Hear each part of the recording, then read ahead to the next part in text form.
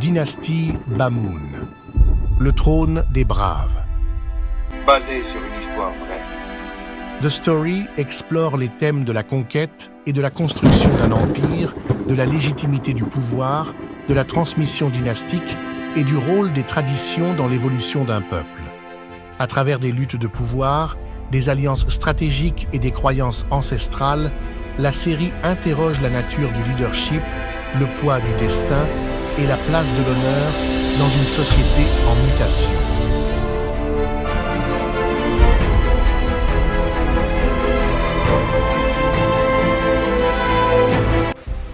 Il était une fois, au cœur des vastes territoires africains, un royaume en péril.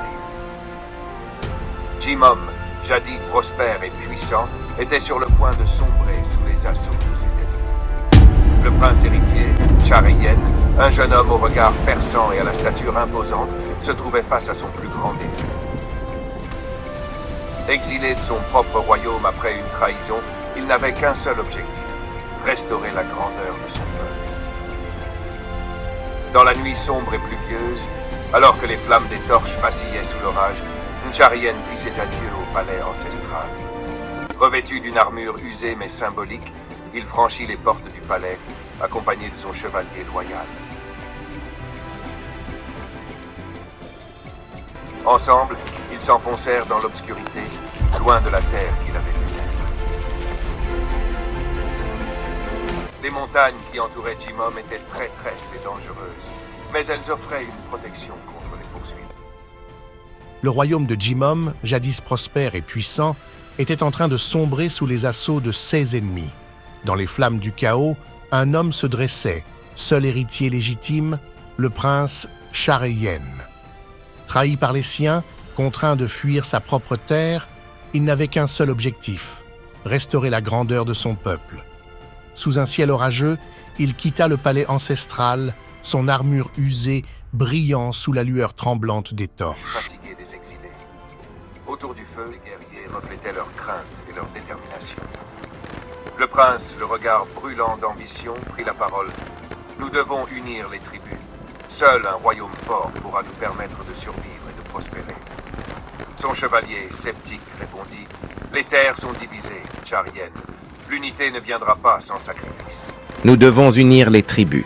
Sans cela, nous resterons une poignée de guerriers solitaires. Mais ces terres sont divisées, Chariyen. L'unité ne viendra pas sans sacrifice. Le vent souffla soudainement, portant avec lui une présence. Tapis dans l'ombre des montagnes, une silhouette observait la scène en silence. Tout, le pacte des fonds. À l'aube, les exilés atteignirent le territoire des fonds, une tribu redoutée pour sa puissance. L'accueil fut glacial. Devant le chef fond, imposant et méfiant, Chariyen déclara d'une voix ferme « Je suis un prince sans royaume, mais je porte en moi la promesse d'un empire. Joignez-vous à moi, et ensemble, nous construirons un avenir glorieux. » Tu es un prince exilé, sans royaume. Pourquoi devrais-je t'aider? Je viens avec la promesse d'un empire plus grand que Jimom. Un royaume unifié pour toute la région. Parle-moi de ta vision. Je n'accepte que les promesses de puissance et de gloire. Tu auras ma vision. Je travaille sur ma stratégie et je t'en fais par des lobes.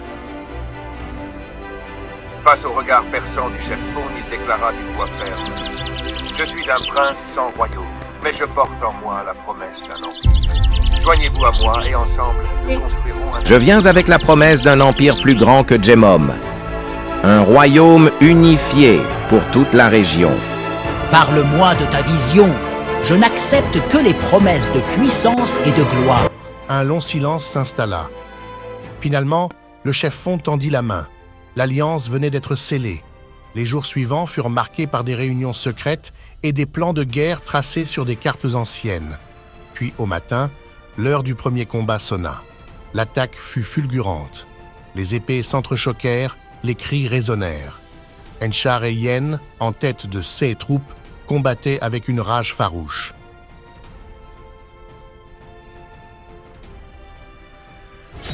Le prince, en tête de ses troupes, se battait avec une rage déterminée. Son épée brillait sous les premiers rayons du soleil, témoignant de son ascension inévitable. Au coucher du soleil, les guerriers victorieux retournèrent à leur campement. Le chef Fong, impressionné, déclara « Tu as prouvé ta valeur, Chariel. Le royaume Bamoun grandira sous ta houlette. » Tu as prouvé ta valeur? Chariel, le royaume Bamoun grandira sous ta houlette. Ce n'est qu'un début. Jimom renaîtra sans faute. Mais le destin réservait encore bien des épreuves. Un vieux sage de la tribu des Fonds vint le trouver dans la nuit.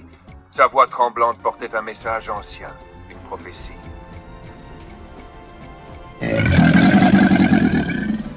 Il y a longtemps, nos ancêtres ont prédit la venue d'un roi qui fonderait un empire. Mais cette grandeur est aussi un fardeau. Seul le plus digne pourra éviter la chute du royaume. Il y a longtemps, nos ancêtres ont prédit la venue d'un roi qui fonderait un empire. Mais cette grandeur est aussi un fardeau. Seul le plus digne pourra éviter la chute du royaume. Tu as dit seul le plus digne pourra éviter la chute du royaume, pas vrai? Alors, je suis prêt à porter ce fardeau. Mencharien avait déjà entamé son ascension. À la tête des tribus unies, il convoqua une grande assemblée. Tu veux que nous devenions des Bamoun? Mais quelle place avons-nous dans ton empire? Il n'y a pas de place pour les dissensions. Soit nous unissons nos forces, soit nous périssons séparément. Pendant ce temps, à Jimom, la trahison tissait sa toile. Un noble jaloux de l'influence croissante du prince conspirait dans l'ombre. Nous devons l'éliminer avant qu'il ne devienne trop puissant, murmura-t-il à ses alliés.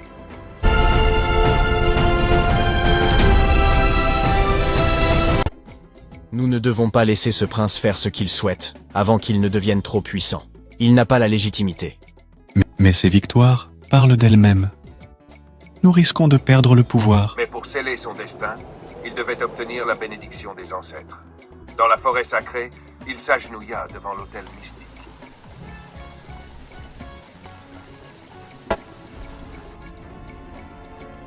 Le prêtre lui demanda d'une voix grave « Les esprits ne t'accueilleront que si tu prouves ta pureté d'âme. Et tu dis... » Les esprits des ancêtres ne t'accueilleront que si tu prouvais ta pureté d'âme. Montre-leur que tu es digne de gouverner. J'ai l'Esprit Saint et je suis prête. Je suis prêt, déclara le prince, les flammes dansant dans ses yeux. Alors que l'unité fragile se construisait, le noble traître revint, jouant un double jeu. J'ai vaincu l'ennemi. Reprends ton royaume, Chariel. Mais le prince, conscient du prix de la trahison, déclara « Tout acte a des conséquences. Tu as trahi, et maintenant, tu devras en assumer le prix. » Tu as vaincu l'ennemi. Reprenez votre royaume, prince Chariel. Tout prix a une conséquence. Tu as trahi et maintenant tu dois en assumer les conséquences. Et ainsi, la guerre de succession débuta.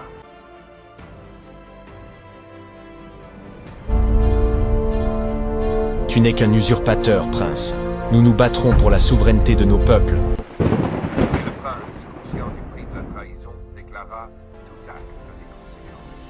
Tu as trahi, et maintenant, tu devras en assumer le prix. » L'heure du dernier affrontement approchait. Dans la grande salle du palais de Jimom, le prince fit face à ses derniers opposants. Vous avez une Il vous dernière reste chance une ultime d'accepter. chance d'embrasser mon pouvoir. Quiconque osera s'opposer à moi verra... sa lignée effacée. Mais un rival s'éleva, défiant. Tu n'es qu'un usurpateur, prince. Nous nous battrons pour la souveraineté de nos peuples. Tu n'es qu'un usurpateur, prince. Nous nous battrons pour la souveraineté de nos peuples. Mais il savait qu'il ne s'agissait que du commencement d'un long règne. L'histoire, elle, ne faisait que commencer.